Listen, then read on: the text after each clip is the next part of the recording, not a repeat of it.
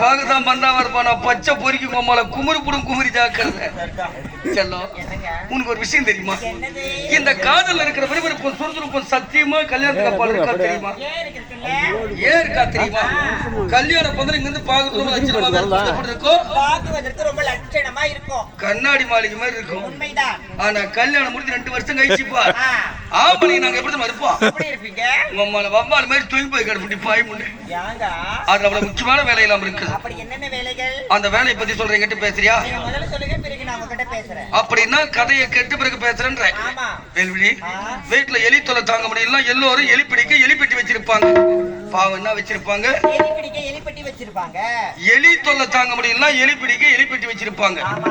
அந்த எலி பெட்டிக்குள்ள வடையோ கருவடை சுட்டு வைப்பாங்க. பாவம் அந்த எலி என்ன செய்யும் தெரியுமா?